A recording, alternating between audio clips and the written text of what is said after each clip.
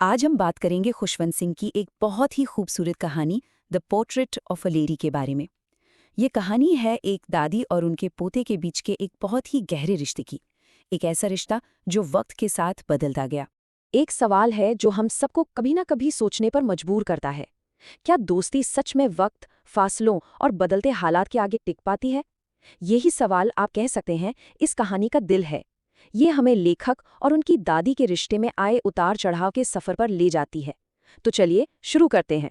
तो कहानी शुरू होती है दादी की उस तस्वीर से जो लेखक के जहन में हमेशा के लिए छप गई थी। एक ऐसी छवि जिसे उन्होंने बचपन से देखा था और अपने दिल में बसा लिया था। कहानी की पहली ही लाइन देखिए कितनी सीधी और सच्ची है। ये लाइन हमें सीधे कहानी से जोड़ देती है क्योंकि कहीं ना कहीं ये हम सबकी दादी की कहानी लगती है। लेखक जब अपनी दादी को याद करते हैं तो वो सिर्फ ये नहीं बताते कि वो दिखती कैसी थी, बल्कि वो हमें उनके स्वभाव की एक झलक देते हैं।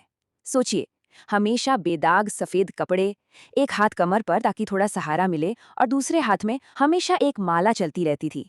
ये छोटी छोटी बातें उनके शांत और धार्मिक स्वभाव की तरफ इशारा करती हैं। और उनके होंठ, वो हमेशा एक ऐसी प्रार्थना में हिलते रहते थे जो किसी को सुनाई नहीं देती थी, जैसे उनकी आत्मा की आवाज हो। ये उपमा कितनी कमाल की है। जैसे सर्दियों में पहाड़ों पर बिछी बर्फ एक शांति और पवित्रता का एहसास देती है, ठीक वैसी ही दादी की मौजूदगी थी, एकदम निर्मल, शांत और सुकून देने वाली। चलिए, अब कहानी के उन शुरुआती सालों में चलते हैं जब ये रिश्ता अपनी सबसे मजबूत शक्ल में था। ये वो दौर था जब वे गांव में साथ रहते थे और उनका जुड़ाव अटूट था। उनका हर दिन एक दूसरे के साथ बुना हुआ था। दादी सिर्फ दादी नहीं थी, वो उनकी केयरटेकर थीं, उनकी टीचर थीं और उनकी सबसे पक्की दोस्त भी। सुबह उठाने से लेकर स्कूल छोड़ने तक और फिर लौटते हुए कुत्तों को रोटियां खिलाना, हर पल साथ में। सच में ये उनकी दोस्ती का सबसे सुनहरा दौर था। लेकिन जिंदगी हमेशा एक जैसी नहीं रहती। एक बड़ा मोड़ आया। लेखक के माता पिता शहर में सेटल हो गए और उन्होंने दादी और पोते को भी वहीं बुला लिया। और बस यहीं से उनके रिश्ते ने एक नया मोड़ लिया। ये टेबल देखिए, गांव और शहर की जिंदगी का फर्क एकदम साफ है। गांव में स्कूल जाना एक साथ होता था, वो मंदिर से जुड़ा था। लेकिन शहर का स्कूल बिल्कुल अलग, सेक्युलर। अब दादी उनके साथ स्कूल नहीं जा सकती थी, वो मोटर बस से जो जाने लगे थे। साथ चलना बंद हो गया, वो मजबूत कड़ी टूट गई। और देखते ही देखते दादी, जो पहले हर चीज का केंद्र थी, अब बस दूर से देखने वाली बनकर रह गईं। शहर के स्कूल ने तो उनके बीच की खाई को और भी चौड़ा कर दिया। अब दादी को ना अंग्रेजी समझ आती थी, न ही वेस्टर्न साइंस। वो अब अपने पोते की पढ़ाई में कोई मदद नहीं कर सकती थीं। लेकिन उन्हें सबसे बड़ा झटका तब लगा जब पता चला कि स्कूल में संगीत भी सिखाया जाता है। उनके लिए तो ये शरीफ लोगों का काम था ही नहीं। वक्त बीतता गया, लेखक बड़े होते गए और उनके बीच की दूरी भी बढ़ती गई, खासकर तब जब वो यूनिवर्सिटी जाने लगे। ये टाइमलाइन उनके रिश्ते के सफर को साफ दिखाती है। बचपन में वो बेस्ट फ्रेंड्स थे, एक ही कमरे में। शहर आए तो स्कूल ने दरार डाल दी। फिर यूनिवर्सिटी में जब उन्हें अपना कमरा मिला तो वो बंधन और ढीला पड़ गया। और आखिर में विदेश जाने का मतलब था पूरे 5 साल की जुदाई। और बस यहीं आकर वो खास धागा टूट गया। ये एक छोटा सा वाक्य है, लेकिन ये उनके गहरे साथ के खत्म होने का ऐलान है। जो बंधन उन्हें जोड़े रखता था वो अब नहीं रहा। पर दादी ने क्या किया? उन्होंने कोई शिकायत नहीं की। अपने अकेलेपन को उन्होंने बड़ी खामोशी से अपना लिया और अपनी शांति एक नई दिनचर्या में ढूंढ ली। चरखा काटना, प्रार्थना करना और हाँ, एक नई दोस्ती भी कर ली। और ये नई दोस्ती थी गौरैयों के साथ। दिन का वो आधा घंटा जब वो गौरैयों को दाना खिलाती थीं, वो उनके पूरे दिन का सबसे खुशी का पल बन गया। ये छोटे छोटे पक्षी उनके जीवन के उस खालीपन को भर रहे थे जो पोते के दूर जाने से पैदा हुआ था। क्या कमाल का नजारा होता होगा वो। अब कहानी एक और मोड़ लेती है। लेखक 5 साल के लिए पढ़ाई करने विदेश चले जाते हैं और जब वो वापस आते हैं तो कुछ बहुत ही हैरान करने वाला होता है। जब दादी उन्हें स्टेशन पर विदा करने आईं तो उन्होंने लेखक के माथे को चूमा।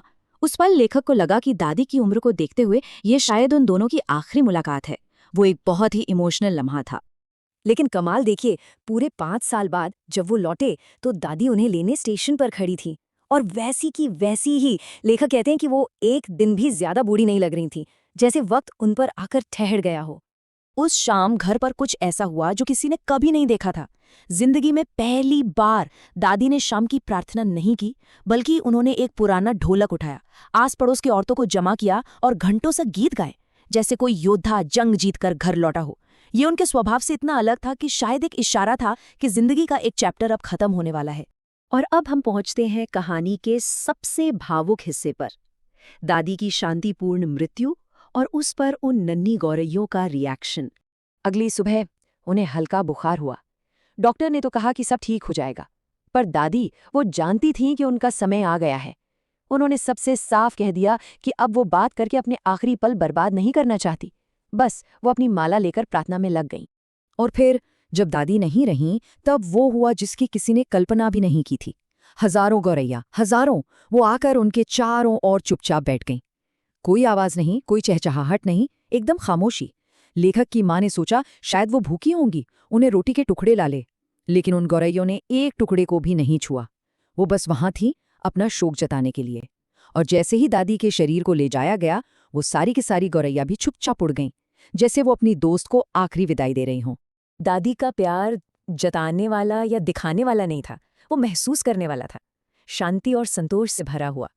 और उन गौरैयों की खामोश विदाई ने ये साबित कर दिया कि सबसे गहरे रिश्ते हमेशा शब्दों के मोहताज नहीं होते।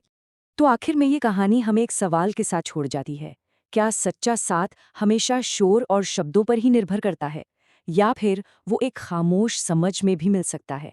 दादी और गौरैयों का ये अनोखा रिश्ता हमें यही बताता है कि प्यार और साथ के कई रूप होते हैं, और अक्सर ये हमें उन रूपों में मिलते हैं जिनकी हम उम्मीद भी नहीं करते।